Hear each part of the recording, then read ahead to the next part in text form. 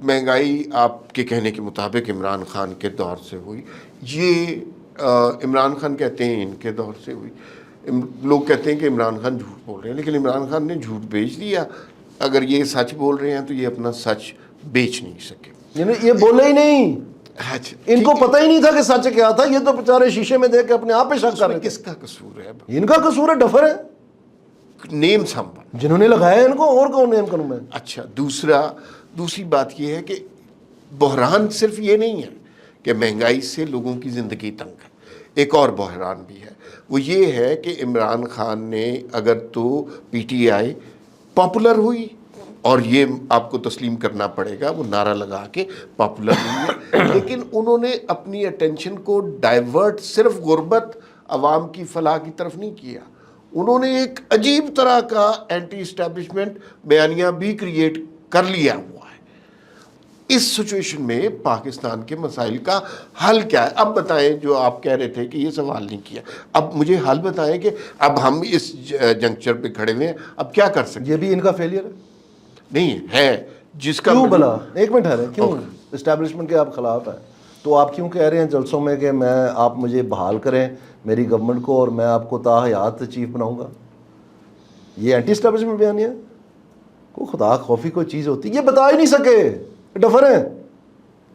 یہ اپنا میسج، اپنا جو اصل حقیقت تھی اس سارے فیاسکو کی، جو اپریل کے بعد برپا ہوا پاکستان میں، جس میں ڈومیسٹکلی ایک لان تان کی تحریک چلائی گئی، اس کا جو اصل حقائق تھے وہ تو سامنے بتا ہی نہیں سکے. وہ تو بہت بعد میں آ کے تو یہ سارا. اور ابھی بھی جو ہے میں سمجھتا ہوں کہ جو اصل سانحہ ہے پاکستان میں وہ یہ نہیں ہے کہ کسی جماعت کو مقبولیت مل گئی یا نہیں ملی. اصل بات یہ ہے کہ یہ سارا جھوٹ اور فریب پہ مبنی ہے. ابھی بھی میں یہ کہتا ہوں یہ ریورس ہو سکتا ہے. کتنا بالکل ہو سکتا ہے. کیسے؟ آپ عوام کو سچ بتائیں، فیکٹس اینڈ فگر کے ساتھ، گپ شپ کے ساتھ نہیں. منہ پہ پانی کا چھٹا مار کے آ کے آپ پریس کانفرنس میں بیٹھ جائیں. تیاری کرنی پڑتی ہے، وہ یہ کر ہی نہیں سکتے نون لیگ والے. اس کی وجہ کیا ہے؟ ان کے لیے میں کرتا تھا، ان کے پاس بندہ ہی کوئی نہیں. بتائیں نا. ایک منٹ ہے، آپ سارے جانتے ہیں سیاسی ناپ تول کو، سب کچھ جو ہے ماشاء اللہ بہت آپ ویل اویئر ہیں. آپ بتائیں کون ہے بندہ ریسرچ کرنے والا نون لیگ میں؟ بتائیں. کوئی نہیں. ہاں، تو وہ میں کرتا تھا دن رات. ابھی بھی میں کرتا ہوں پاکستان کے لیے، یہ میرا پیشن ہے. تو مجھے تو پتہ ہے ایگزیکٹلی کیا ہوا ہے. میں کیوں ارشد شریف کے پروگرام میں جا کے بتا سکتا تھا ساری بات. اس میں چمونے لڑ گئے، کچھ لوگوں کو تکلیفیں ہو گئیں، تو انہوں نے میرا جو ٹی وی پہ جانا جو ہے نا، انہوں نے کہنا شروع ہو گئے اینکروں کو کہ جی ان کو کم دیا کریں. اور حیرانگی کی بات یہ ہے کہ وہ اینکر وہ ہیں جو کہ میرے والد صاحب نے ان کے کریئر مطلب فالو کیے ہیں، ٹھیک، اور ان کو بالکل میرے سے زیادہ شاید محبت کرتے ہیں ان سے. تو انہوں نے مجھے آ کے بتا دیا. تو ظاہری بات ہے، پتہ تو چل اتنا تو شہر ہے اسلام آباد. کچھ لوگ کہتے ہیں کہ دانیال عزیز کا قصور یہ ہے کہ دانیال عزیز نون لیگ کے لیے اوور کوالیفائڈ، زیادہ پڑھے لکھے آدمی ہیں، وہاں زیادہ پڑھے لکھے آدمی کی ضرورت نہیں ہے شاید. لیکن جب تک ان کو ضرورت تھی تب تک تو بڑی مجھے اوٹے مائیاں کروائی. اور جب ضرورت ختم ہو گئی، جب کندھا مل گیا دوسرا پرانا والا، پھر انہوں نے اسی پہ بندوقیں رکھ کے ٹھیک ٹھیک نشانے مارے. اچھا، اب آپ کا سیاسی کریئر ختم ہو چکا ہے یا آپ کوئی اور جماعت، کل کو P T I, Peoples Party یا پھر نون لیگ جوائن کریں گے؟ کیا ہے عمار صاحب؟ صورتحال یہ ہے کہ ان جماعتوں کے پاس جو پاکستان کو مسائل درپیش ہے نا، ان کے پاس کوئی حل نہیں. بنیادی طور پر یہ جماعتیں ریٹائرڈ بیوروکریٹ چلاتے ہیں. اگر آپ پیپلز پارٹی کو دیکھیں مثال کے طور پہ، جو پچھلی حکومت تھی زرداری صاحب کی، جب یہ پریزیڈنٹ بنے تو اس وقت ایک صاحب تھے، ان کا نام تھا سلمان فاروقی.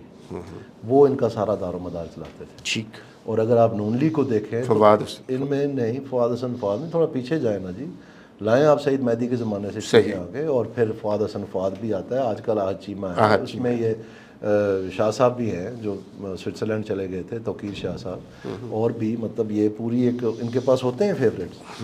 اور اسی طرح سے آپ کا جو پی ٹی آئی ہے، انہوں نے ماشاءاللہ جو نیا پاکستان بنانا تھا وہ یہ بنایا کہ وہاں سے شہزاد ارباب صاحب جو چیف سیکرٹری تھے خیبر پختونخوا کے، جنہوں نے ایکچولی استعفیٰ دیا کہ میں اتنی کرپٹ پی ٹی آئی کی حکومت کے ساتھ کام نہیں کر سکتا، میں نے اتنی کرپٹ حکومت نہیں کبھی دیکھی. ان کو لا کر کے تو 100 ڈیز ایجنڈا لکھوایا پہلے ان سے، اس کے اوپر لکھا ہوا ہے، پڑھ لیں. اور پھر ان کو پرائم منسٹر ڈیلیوری یونٹ کا ہیڈ بنا کے پیچھے وہ چلاتے تھے سارا کو. یہ ساری لوکل گورنمنٹ کا ڈیزائن، یہ جتنا بھی پالیسی میٹر تھے یہ سارے وہ دیکھتے تھے. اب پرابلم کیا ہے؟ پرابلم یہ ہے اگر آپ SIFC کا نوٹیفیکیشن دیکھیں تو اس کے جو ٹرمز آف ریفرنس ہے وہ آلموسٹ ایک چارج شیٹ ہے انتظامیہ کے خلاف کہ آپ پلاننگ نہیں کر سکے, آپ کوڈنیشن نہیں کر سکے, آپ ریڈ ٹیپزم کی وجہ سے فورن ڈائریکٹ انویسٹمنٹ روکی, آپ پاکستان کا پوٹینشیل کا پرچار نہیں کر سکے انٹرنیشنل لیول پہ, اس لیے لوگ آتے نہیں ہیں, اور on and on and on and on. وہ آپ دیکھ لیں اویلیبل ہے انٹرنیٹ پہ, یہ نہیں کہ میں کہہ رہا ہوں, بے شک اپنی اسکرین پہ دکھا دینا جب ہم یہ آپ چلائیں گے انٹرویو.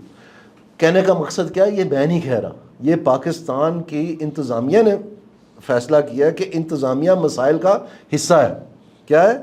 مسائل کا حصہ ہے, مسائل کا حل نہیں ہے.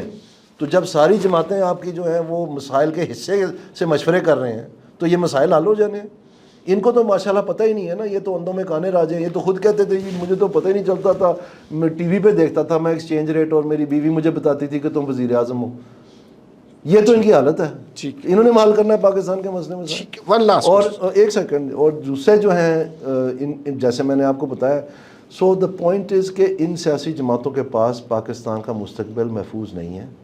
تو کیا ماشاءاللہ لگا دیں, کیا کریں؟ نہیں, اس لیے میں کہہ رہا ہوں کہ اس جو میں آپ کو باتیں کہہ رہا ہوں, اس شعور کو مزید تقویت دینے کے لیے اور پاکستان کے اصل حل جو ہیں, حقائق جو ہیں, ان کو پرچار کرنے کے لیے ایک سیاسی پلیٹ فارم چاہیے جو پاکستان میں اس وقت نہیں ہے. سیاسی جماعتیں ہی سیاسی پلیٹ یہ فارم نہیں ہے نا, ہوتی ہیں. سیاسی جماعتیں ٹیکنوکریٹس کی حکومت ٹرائی کر چکے ہیں. نہیں, یہ نہیں ہے نا سیاسی جماعتیں, یہ تو ٹبر پال اسکیم ہے تینوں.